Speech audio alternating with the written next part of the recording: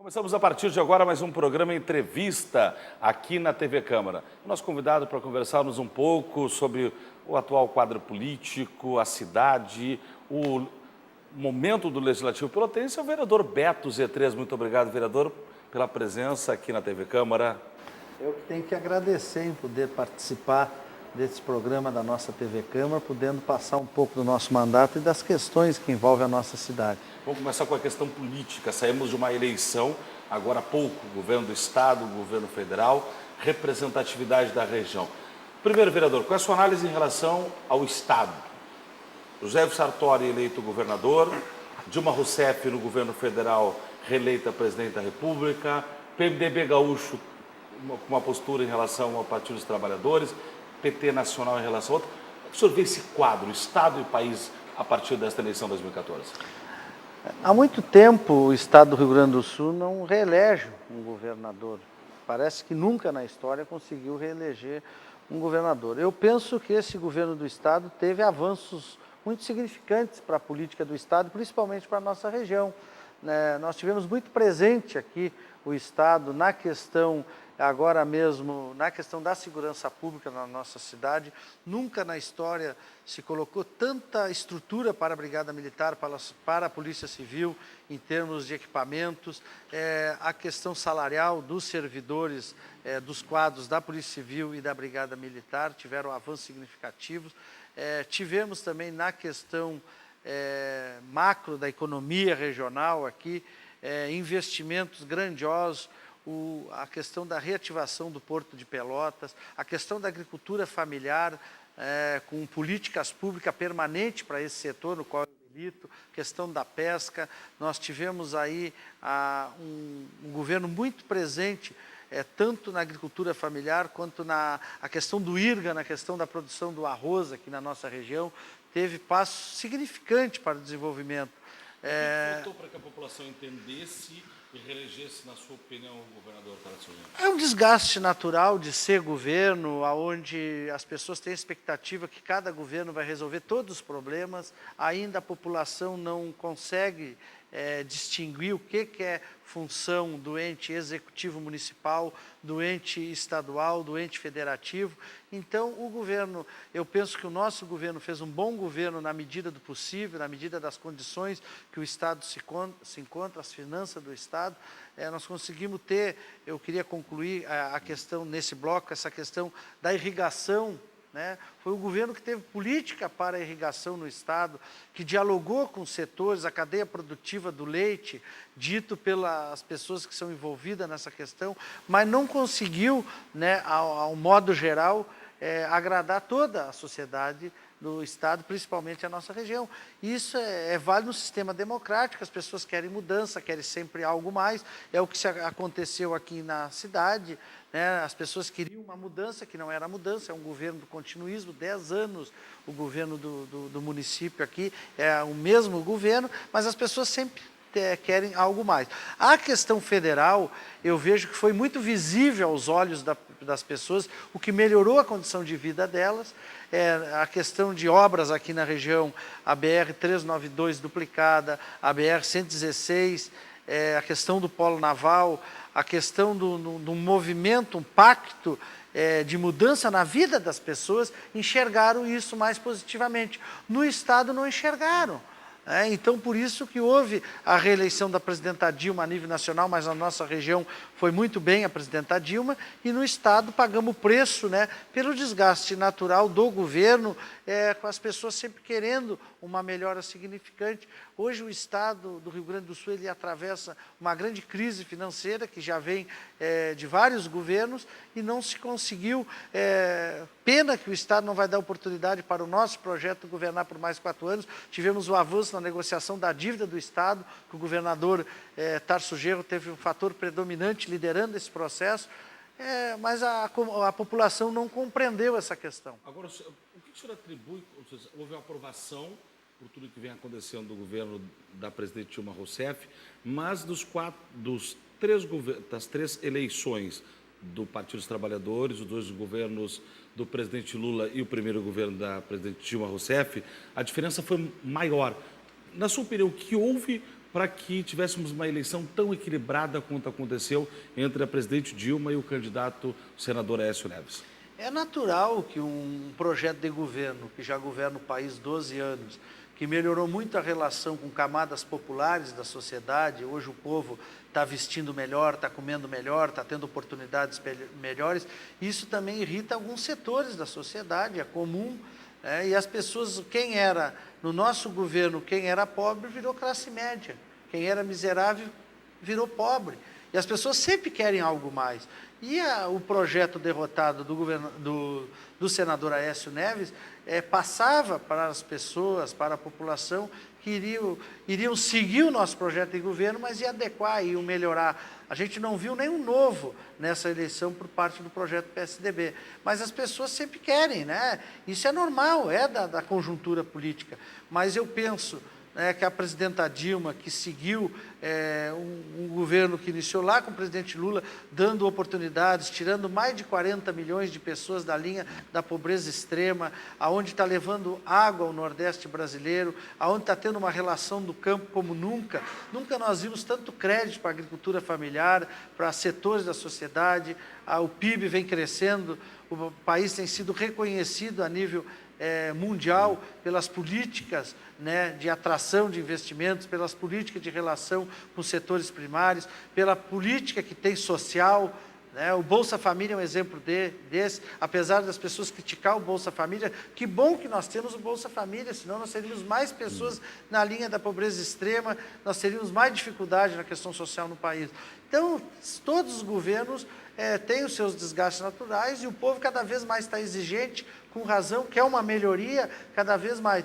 E isso deu uma perturbação no cenário político, houve também várias questões que influenciaram.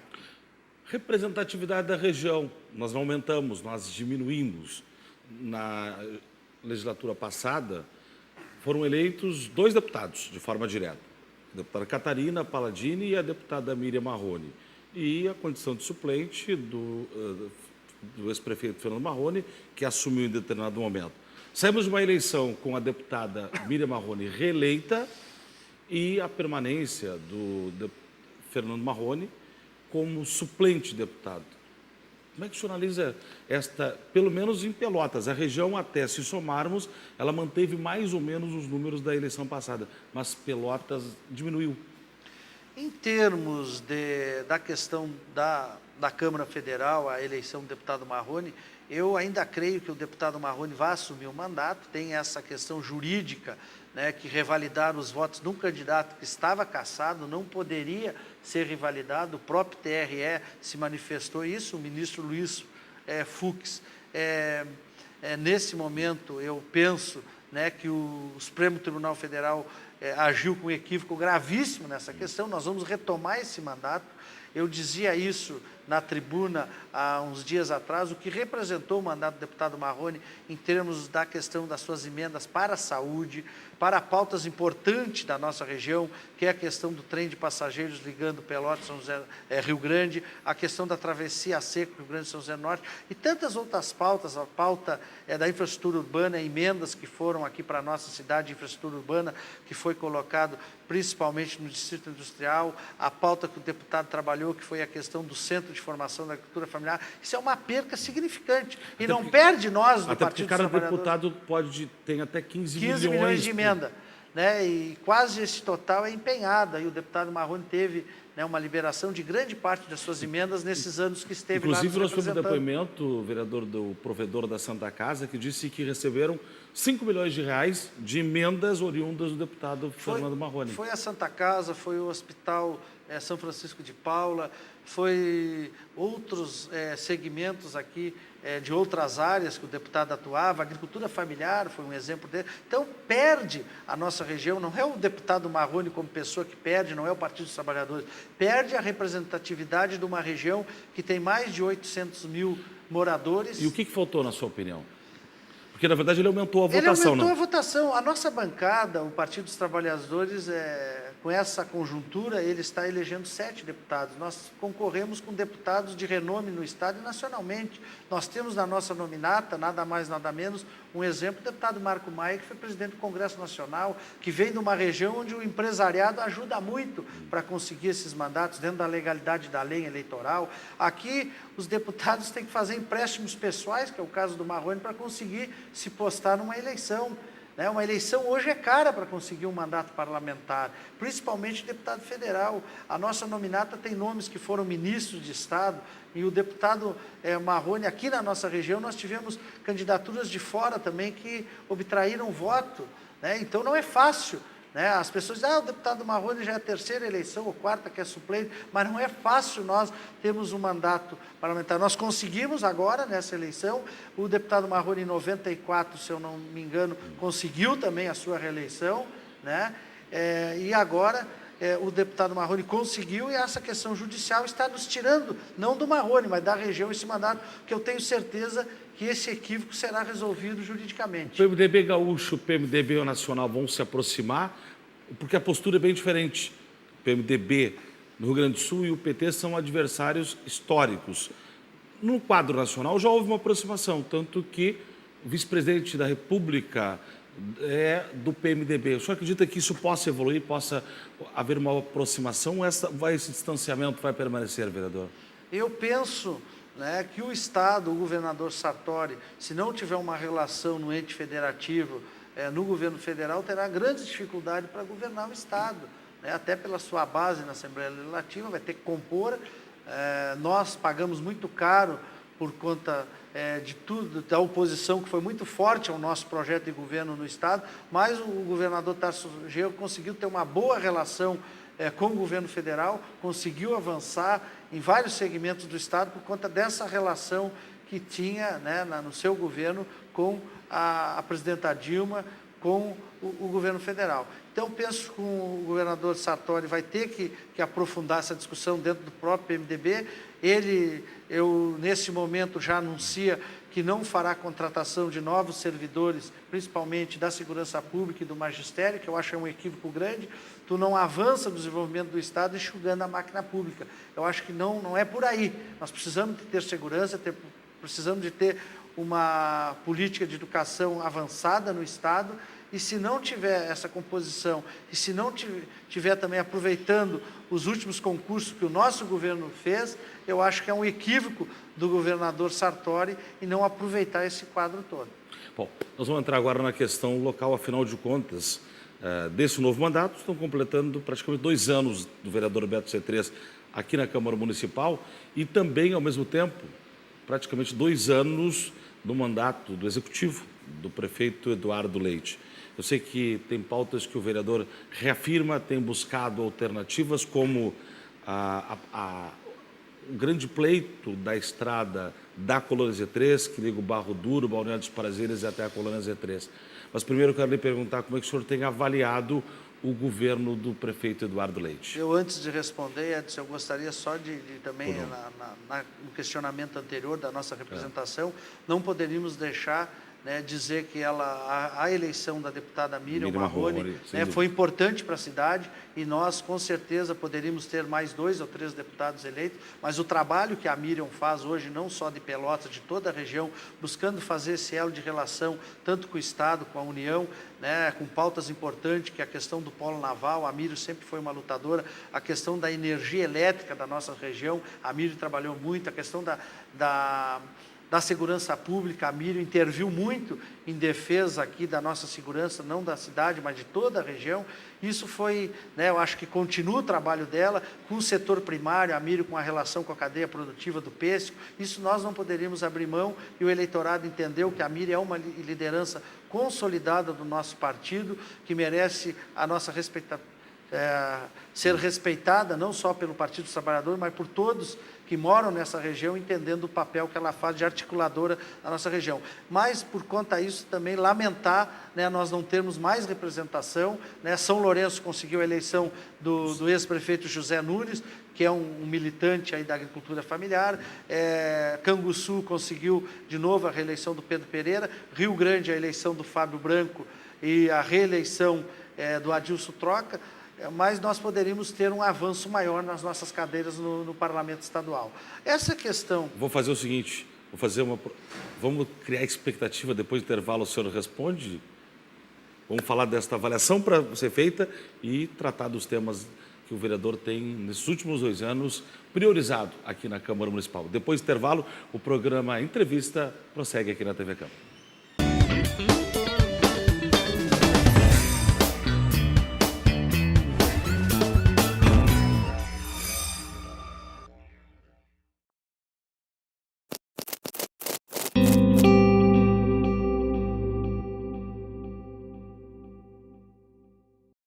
Hoje, no Brasil, milhares de crianças e adolescentes sofrem violência sexual. E para mudar esta realidade, só é preciso uma coisa: atitude. Denunciar o abuso e a exploração sexual contra crianças e adolescentes é simples. Ligue 100! A ligação é gratuita e pode ser feita das 8 às 22 horas. Sem o seu apoio, não existe proteção. Denuncie. Ligue 100. Brasil. Quem ama, protege. Secretaria Especial dos Direitos Humanos. Brasil, um país de todos. Governo Federal.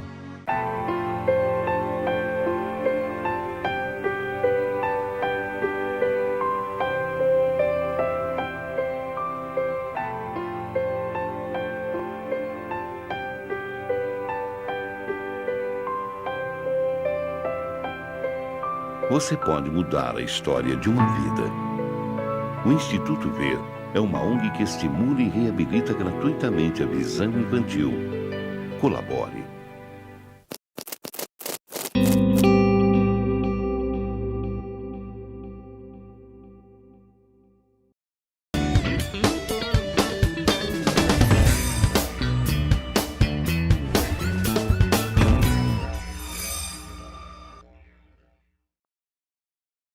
Retornando com o programa Entrevista aqui na TV Câmara, estamos conversando com o vereador Beto Z13. E a pergunta que ficou para esse bloco, para iniciar o bloco, é que avaliação o senhor faz desses 2 anos que praticamente estão se completando da administração do prefeito Eduardo Leite? Olha, não é dito por mim, não na condição de oposição, né, mas a sociedade, a comunidade de Pelotas, os moradores, né, e todos os dias a gente vê os noticiários da nossa imprensa falada, escrita, televisionada, né, o governo não consegue avançar numa política de gestão da nossa cidade. É um governo que já está aí há 10 anos, porque é o mesmo governo, o próprio vereador, quando vereador na casa, fazia parte da base do governo anterior, foi chefe de gabinete do prefeito Fetter, 80% dos secretários são os mesmos, quem não é secretário hoje é superintendente, quem não é superintendente é secretário. Nós temos pauta que não avançamos, a questão da pauta da saúde, das UPAs no nosso município, o recurso já está aí há bastante tempo, ainda está em início de obra. As escolas infantis, que muitas não saíram, acho que não tem nenhuma que iniciou a obra ainda. Nós temos a infraestrutura da cidade, problema drástico hoje da limpeza urbana da nossa cidade, patrulhamento das estradas rurais, uma série de questões que o governo não consegue dar norte. Nós temos aí uma questão importantíssima também, né, que o governo alardeou, que era a ocupação do espaço público, foi retirado os trailers da área central e nada foi feito nas avenidas da nossa cidade. Nós temos projetos aí que já foram anunciados, de 100 milhões que o governo federal vai disponibilizar, isso não chega, parte chegou e não saíram as obras, né, um governo que está amarrado na sua essência, né, que não tem relação com o poder legislativo, é limitado nessa questão, né, não tem uma base sólida porque comete erros gravíssimos de relação tanto com a Câmara quanto a comunidade. Então nós vimos um governo ainda que não disse porque veio, né, eu digo que Pelotas tem 2 prefeitos, tanto o prefeito quanto a prefeita, a gente não sabe quem é que está no cargo, não tem uma voz de comando forte, com posições bem claras. Nós vimos ainda setores da mídia, onde o governo tem um trânsito com informações que não é na realidade, não chega lá na ponta. A questão, Pelotas nunca obteve tanto recurso, o governo federal foi republicano para a nossa cidade, e que bom que tem colocado esses recursos, o governo do estado na mesma questão. Agora mesmo o governo alardeou que o pronto-socorro tinha diminuído a sua ocupação, mas não disse que diminuiu, porque o governo do estado aqui comprou leitos dos hospitais particulares da nossa cidade. Isso ajudou, e o governo tem dificuldade para fazer essa relação com o governo do Estado, com o governo federal, atrair, se apropriar dos investimentos que outras cidades se apropriaram.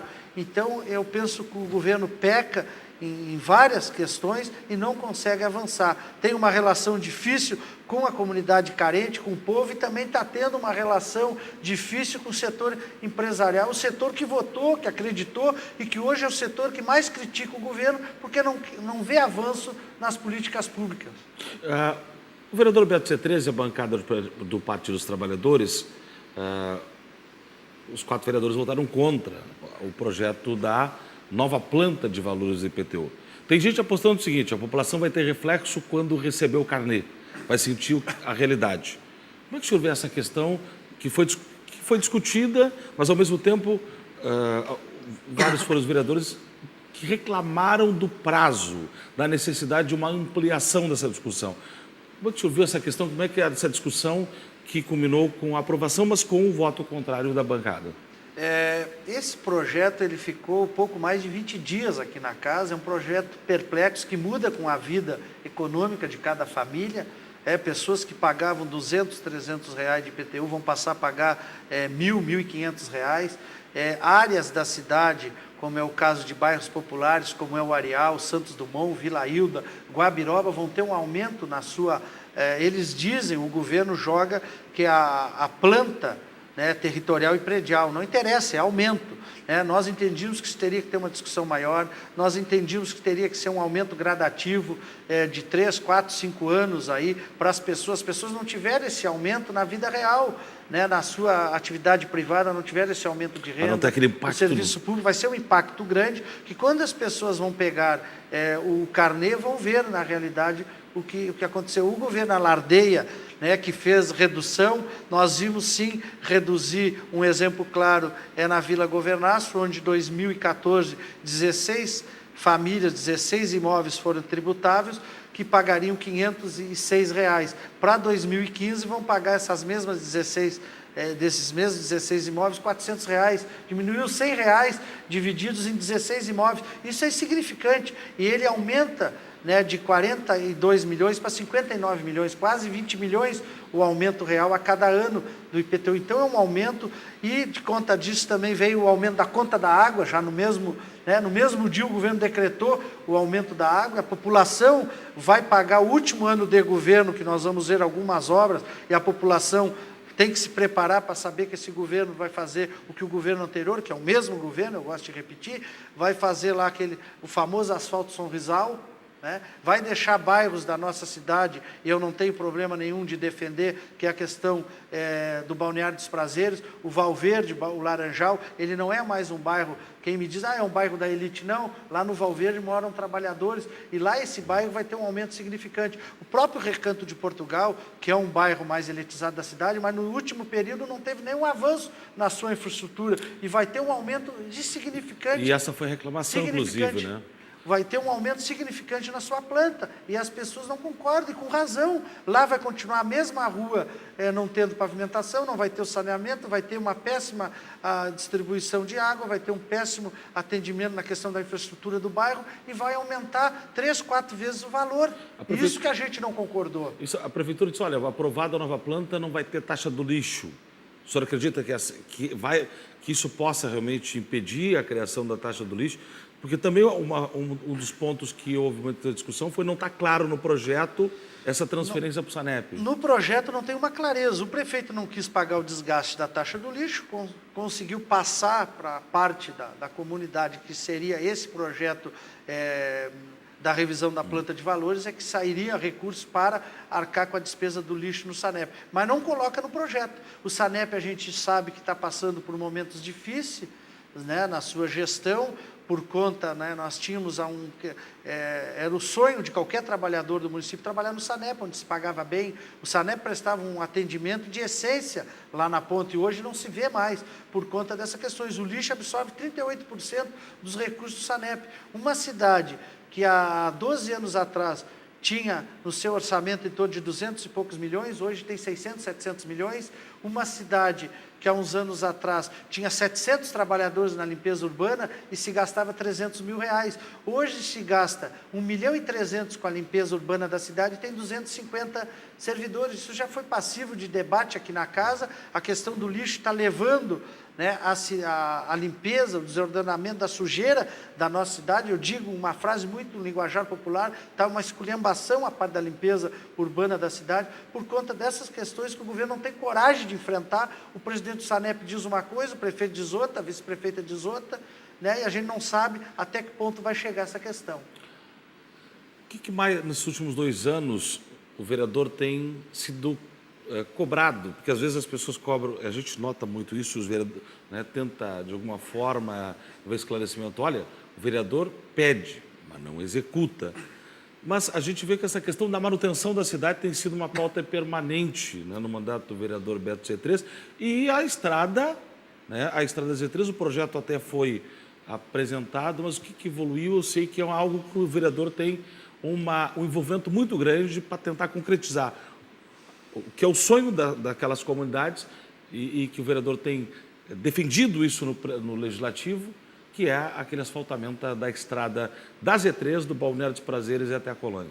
É um projeto que eu, por conta do mandato parlamentar, eu não tenho como asfaltar. As pessoas, claro, tu disse muito bem, né? Nós pedimos, nós cobramos do Executivo. Agora, quem faz, né, quem realiza a obra é o Poder Executivo, é o prefeito municipal com seu quadro de secretários e secretarias da área.